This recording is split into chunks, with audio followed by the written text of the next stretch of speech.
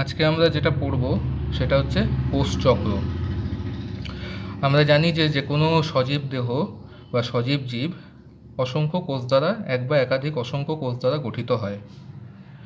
তো প্রত্যেক জীবের মতো কোষেরও একটা নির্দিষ্ট কিন্তু জীবন রয়েছে। তো এই যে একটা কোষ রয়েছে, জীবদেহে যে এক বা একাধিক কোষ রয়েছে, সেই কোষ থেকে অপত্য কোষের সৃষ্টি হয়।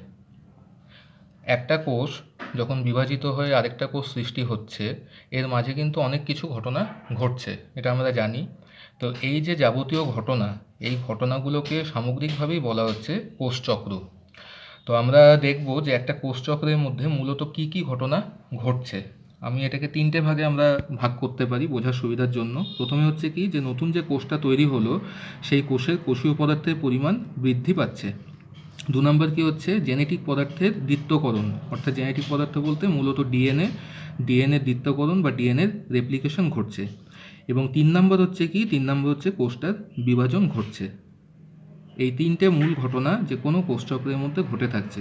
তাহলে আমরা কোষচক্র কি বলতে পারি, যে একটি কোষ বিভাজনের শেষ এবং অপর কোষ বিভাজনের শুরু পর্যন্ত সকল ঘটনাবলীকে একত্রে কোষচক্র বলা হচ্ছে। তো কোষচক্রের বেশ কিছু ভাগ আছে। বিজ্ঞানী হাওয়ার্ড এবং পেল্ক, ঠিক আছে, বিজ্ঞানী হাওয়ার্ড এবং পেল্ক তাদের মত অনুসারে কোষচক্রকে মূলত দুটো ভাগে ভাগ করা যায়।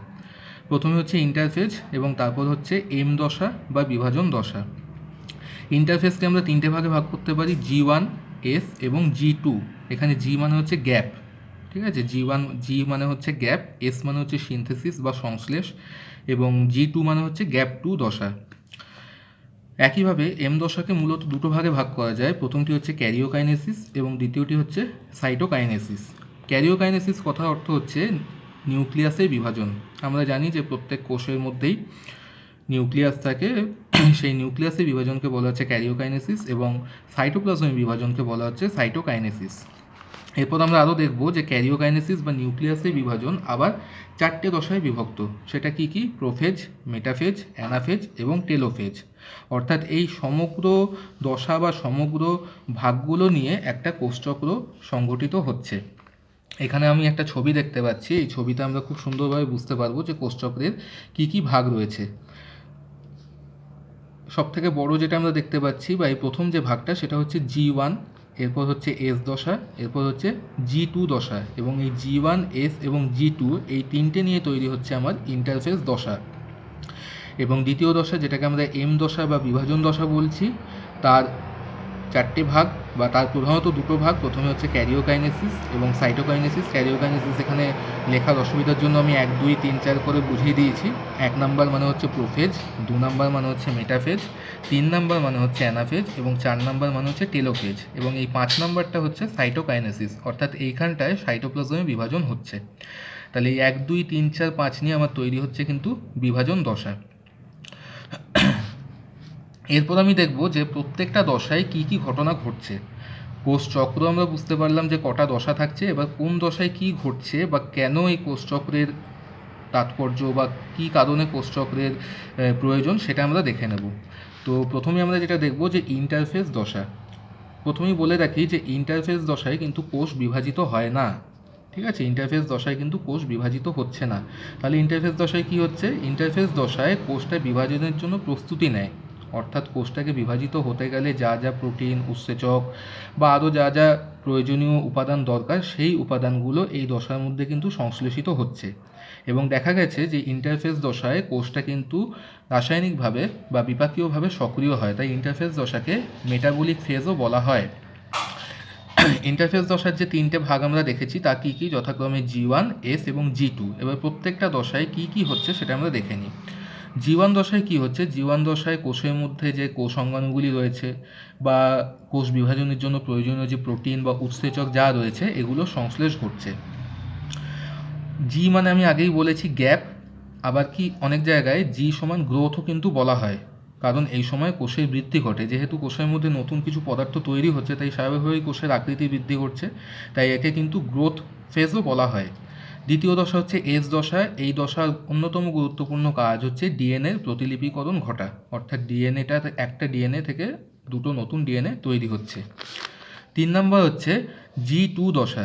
G2 দশাতেও কিছু কোষীয় পদার্থের সংশ্লেষ হয় এবং তার সঙ্গে এটিপি এবং তার সঙ্গে এটিপি অর্থাৎ এনার্জি, এটিপি কিন্তু উৎপাদন হচ্ছে G2 দশাতে। বেশ, এবার আমরা ছবিতে এখানে দেখতে পাচ্ছি যে G1 থেকে একটা আলাদা এখানে ভাগ দেখানো হচ্ছে, যেটাকে বলা হচ্ছে G0 দশা। এটা সম্পর্কে একটু বলি। G0 দশা হচ্ছে একটা বিশেষ দশা। এই সময় কিন্তু কোষটা বিভাজিতও হচ্ছে না বা কোষের মধ্যে কোনো রকম বিভাজনের কোনো রকম কার্যকলাপও দেখা যাচ্ছে না। এই সময় কোষটা প্রধানত নিষ্ক্রিয় বা সুপ্ত অবস্থায় থাকে। ওই জন্য একে 0 দিয়ে দেখানো হয়। G0 দশা, কোষটা এই সময় সুপ্ত অবস্থায় থাকে। এই সময় কোষের মধ্যে কিন্তু কোনো বিভাজন হয় না। সাধারণত কোনো কোনো কোষ আজীবন G0 দশায় অবস্থান করে। তার মধ্যে একটি অন্যতম হচ্ছে স্নায়ুকোষ। আমরা জানি যে স্নায়ুকোষের বিভাজন হয় না, স্নায়ুকোষ কিন্তু আজীবন G0 দশায় অবস্থান করে। কিছু কিছু কোষ নিজেকে কোষচক্র থেকে সরিয়ে নিয়ে গিয়ে G0 দশায় অবস্থান করে এবং প্রয়োজন হলে তারা পুনরায় আবার কোষচক্রের মধ্যে প্রবেশ করতে পারে। এরকম একটি কোষ হচ্ছে যকৃৎ কোষ। তাহলে আমরা এখানে ইন্টারফেস দশার মূল কাজগুলো জানতে পারলাম এবং বুঝতে পারলাম যে ইন্টারফেস দশায় কোষটা বিভাজন হওয়ার জন্য যা যা দরকার সেই প্রয়োজনীয় উপাদানগুলো কিন্তু এখানে সংশ্লেষ হচ্ছে। কোষচক্রের জন্য কীরকম সময় লাগে? যদি আমরা ধরে নিই যে কোনো মানব দেহের কোনো একটি কোষের কোষচক্র সম্পূর্ণ হতে মোট 18 ঘন্টা সময় লাগছে, সেক্ষেত্রে কিন্তু ইন্টারফেস হতেই সময় লাগছে প্রায় 17 ঘন্টা। অর্থাৎ অধিকাংশ সময়টা ইন্টারফেসের পিছনেই কিন্তু ব্যয়িত হচ্ছে এবং এম দশার জন্য সময় হচ্ছে মোটামুটি 1 ঘন্টা। এরপর কোষচক্রের নিয়ন্ত্রণ, অর্থাৎ কোষচক্র কিভাবে নিয়ন্ত্রিত হচ্ছে বা একটা কোষ কিভাবে এই কোষচক্রের মধ্য দিয়ে নিজেকে অতিক্রম করছে। তো কোষচক্রের নিয়ন্ত্রণের জন্য কিছু চেক পয়েন্ট আছে। চেক পয়েন্ট কি? চেক পয়েন্ট হচ্ছে যেরকম আমরা রাস্তায় দেখতে পাই, রাস্তা দিয়ে যখন আমরা যাই যে ওখানে আমরা দেখতে পাই যে কিছু চেক পয়েন্ট থাকে বা ওখানে কিছু নির্দিষ্ট পুলিশ থাকে যারা আমাদের গাড়ির কাগজপত্র বা অন্যান্য কিছু জিনিস দেখে যে সব কিছু ঠিক আছে কিনা। যদি ঠিক থাকে তবেই তারা কিন্তু আমাদেরকে এগিয়ে যেতে অনুমতি দেয়। ঠিক একই রকমভাবে কোষচক্রের বিভিন্ন জায়গায় আমরা এরকম কিছু চেক পয়েন্ট পাবো।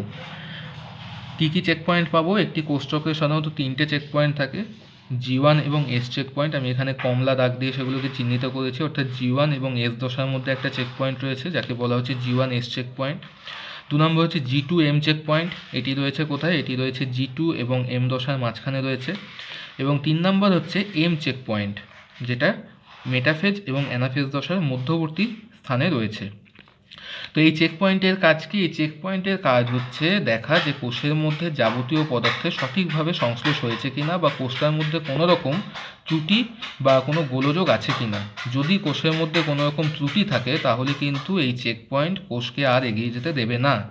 সেখানেই কোষচক্রের সমাপ্তি ঘটবে বা কোষটার মেরামতির প্রয়োজন। মেরামতি হয়ে গেলে কোষটি পুনরায় কোষচক্রে প্রবেশ করবে। তো এখানে আমাদের জেনে রাখা দরকার যে চেক পয়েন্টের মধ্যে কিছু গুরুত্বপূর্ণ প্রোটিন থাকে। তো এখানে আমাদের জেনে রাখা দরকার যে চেক পয়েন্টে কিছু প্রোটিন কাজ করে। সেই প্রোটিনগুলির নাম হচ্ছে কি? প্রোটিনগুলির নাম হচ্ছে, একটা হচ্ছে সাইক্লিন এবং 2 নম্বর হচ্ছে সাইক্লিন ডিপেন্ডেন্ট কাইনেজ। অর্থাৎ এই দুটো প্রোটিন মিলিতভাবে কিন্তু চেক পয়েন্টটাকে নিয়ন্ত্রণ করছে। এরপর দেখে নেব যে কোনো কারণে যদি চেক পয়েন্ট খারাপ হয়ে যায় বা চেক পয়েন্ট যদি ঠিকভাবে কাজ করতে না পারে বা কোনো কোষের কোষচক্র যদি ঠিকমতো কাজ করতে না পারে, সেক্ষেত্রে কি হতে পারে? সেক্ষেত্রে দুটো ফলাফল হতে পারে। 1 নম্বর হচ্ছে কি যে সেই কোষের বিভাজন বন্ধ হয়ে যাবে। 2 নম্বর হচ্ছে কি কোষটার অনিয়ন্ত্রিত বিভাজন দেখা যাবে। স্বাভাবিকভাবেই বোঝা যাচ্ছে কেন অনিয়ন্ত্রিত বিভাজন দেখা যাবে, কারণ এই যে চেক পয়েন্টগুলো রয়েছে এই চেক পয়েন্টে আমার যদি এই প্রোটিনগুলি বা চেক পয়েন্টগুলো যদি সঠিকভাবে কাজ না করে তাহলে কোষের মধ্যে কোনো ত্রুটি বা কোষের মধ্যে কোনো গোলযোগ আছে কিনা সেটা নির্ধারণ করার কেউ থাকবে না এবং কোষটাকে বাধা দেওয়ারও কেউ থাকবে না, যার ফলে কোষটা অনিয়ন্ত্রিতভাবে অসংখ্যবার বিভাজিত হতে পারে। এবং এখান থেকেই চলে আসছে ক্যান্সারের ধারণা। অর্থাৎ কোষচক্র এবং ক্যান্সারের মধ্যে কী সম্পর্ক বা কীভাবে কোষচক্র ক্যান্সারকে নিয়ন্ত্রণ করে সেটা আমরা দেখে নেব। তো কোষচক্রের যে প্রোটিনগুলি বললাম সাইক্লিন এবং সিডিকে, এই প্রোটিনগুলো সামগ্রিকভাবে নিয়ন্ত্রিত হয় P53 নামক একটা প্রোটিন দ্বারা, প্রোটিন 53। কোনো কারণে যদি এই P53 প্রোটিনটা নষ্ট হয়ে যায় বা সঠিকভাবে কাজ করতে না পারে সেক্ষেত্রে কী হবে? সেক্ষেত্রে অনিয়ন্ত্রিত বিভাজন হবে। অর্থাৎ একটা কোষ অসংখ্যবার বিভাজিত হতে থাকবে এবং যার ফলে কী হবে? যার ফলে আমাদের দেহের নির্দিষ্ট কোনো অঙ্গ বা কলার বৃদ্ধি ঘটবে, যাকে আমরা বলছি নিওপ্লেসিয়া। এইভাবে যখন বৃদ্ধি অতিরিক্ত হতে থাকবে তখন একটা অস্বাভাবিক অঙ্গের অস্বাভাবিক আকৃতির সৃষ্টি হবে, যাকে বলা হচ্ছে টিউমার। এই টিউমার মানবদেহে দুরকম হতে পারে, একটি হচ্ছে বিনাইন টিউমার এবং অপরটি হচ্ছে ম্যালিগনেন্ট টিউমার। বিনাইন টিউমার মানে কি? বিনাইন কথার অর্থ হচ্ছে নির্বিষ, ম্যালিগনেন্ট কথার অর্থ হচ্ছে ক্ষতিকারক। বিনাইন টিউমারের বৈশিষ্ট্য, অর্থাৎ এই ধরনের টিউমার বা এই টিউমারের যে কোষ বা কলা রয়েছে সেগুলো একটা নির্দিষ্ট স্থানেই সীমাবদ্ধ থাকে, অর্থাৎ কোষগুলি আক্রান্ত স্থান থেকে কোনো সুস্থ অঙ্গে ছড়িয়ে পড়ে না। কিন্তু ম্যালিগনেন্ট টিউমার যেটা অত্যন্ত ক্ষতিকারক, এখানে কি হচ্ছে, এখানে যে কোষগুলো থাকছে এই কোষগুলো একটা বিশেষ বৈশিষ্ট্য অর্জন করে যাকে বলা হয় মেটাস্ট্যাসিস। মেটাস্ট্যাসিস অর্থাৎ রক্তবাহের মাধ্যমে টিউমার কোষগুলো কিন্তু নতুন নতুন সুস্থ অঙ্গে ছড়িয়ে পড়ছে। এবং যখনই এই ম্যালিগনেন্সি দেখতে পাওয়া যায় বা যখনই ম্যালিগনেন্ট কোষগুলি মেটাস্ট্যাসিস ধর্ম অর্জন করে, তখনই আমরা সেটাকে বলতে পারি ক্যান্সার।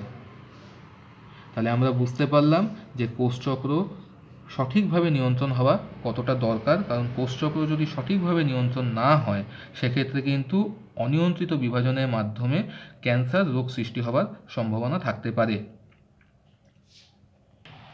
তাহলে সংক্ষেপে কোষচক্র এইটুকুই। পরবর্তীকালে আমরা এম দশা অর্থাৎ বিভাজন দশার যে দশাগুলো দেখলাম, অর্থাৎ প্রোফেজ, মেটাফেজ, অ্যানাফেজ, টেলোফেজ, এইগুলো সম্পর্কে আরও বিশদে আলোচনা করব।